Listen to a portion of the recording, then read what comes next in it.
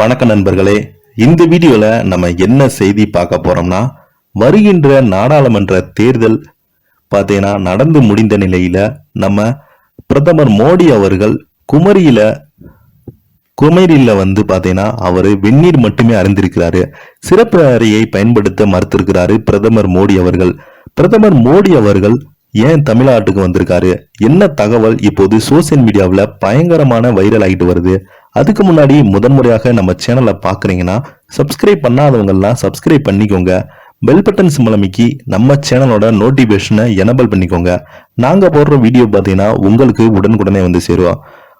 கடந்த ஏப்ரல் 19ஆம் தேதி முதல் கட்ட தேர்தல், நாடாளுமன்ற தேர்தலுக்கான தேர்தல் நடந்து முடிந்த நிலையில ஒட்டுமொத்தமாக இந்திய அளவில் நம்ம பிரச்சாரத்துல ஈடுபட்டு வந்தாரு பிரதமர் மோடி அவர்கள். மொத்தம் 7 கட்டமாக இந்த நாடாளுமன்ற தேர்தல் நடந்து முடிந்திருக்கிறது. வரும் ஜூன் 4ஆம் தேதி வாக்கு எண்ணிக்கை நடைபெற உள்ளதால் தொடர்ந்து பாத்தீங்கன்னா மிகப்பெரிய ஒரு எதிர்பார்ப்பு இருந்து வருகிறது.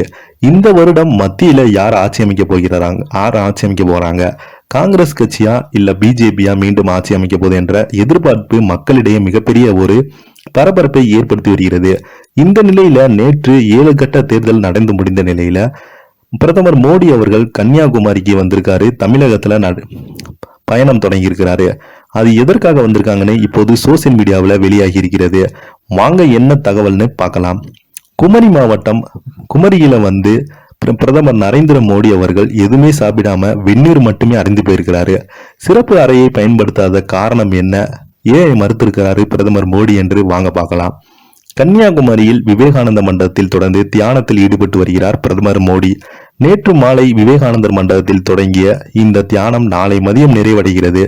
மோடி காவி உடையில் தியானத்தில் இருக்கும் படமும் வீடியோவும் வெளியிட்ட இந்த நிலையில நேற்றிரவு பிரதமர் மோடி வெந்நீரை மட்டுமே அருந்தியதாக சொல்லப்படுகிறது. பிரதமர் தியானம் செய்த பிரத்யேக அறை ஏற்பாடு செய்யப்பட்டதும் அதை பயன்படுத்த மோடி மறுத்துவிட்டார் என்கிற தகவலும் வெளியாகியுள்ளது.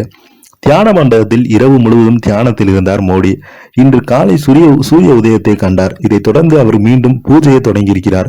பிரதமரின் வருகையொட்டி கன்னியாகுமரியில் பலத்த பாதுகாப்பு ஏற்பட்டு செய்யப்பட்டுள்ளது. நிலத்தில் மட்டுமே 2000க்கும் மேற்பட்ட போலீசார் குவிக்கப்பட்டுள்ளன. இது தவிர இந்திய கடற்படை படகுகள், கடலோர காவல் படையினர், கப்பலுக்கும் பிரதமர் பாதுகாப்பு அளித்து வராங்க.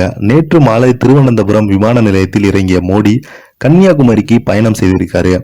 திருவனந்தபுரத்திலிருந்து கன்னியாகுமரிக்கு ஹெலிகாப்டர் பயணம் செய்தார். ஒவ்வொரு முறையும் தேர்தல் பிரச்சாரங்கள் முடிவில் பிரதமர் ஆன்மீக பயணங்களை மேற்கொள்வதை வழக்கமாக வைத்திருந்தார். கடந்த 2019ஆம் ஆண்டு தேர்தல் பிரச்சாரங்கள் முடிந்ததும் கேதார்நாத்துக்கு சென்றிருக்கிறார். 2014இல் அவர் சிவாஜியின் பிரதாப்பை பார்வையிட்டு குறிப்பிடத்தக்கது. இதை பத்தி நீங்க என்ன நினைக்கிறீங்க? கீழே உள்ள கமெண்ட் பாக்ஸ்ல மறக்காம பதிவிடுங்க. நன்றி.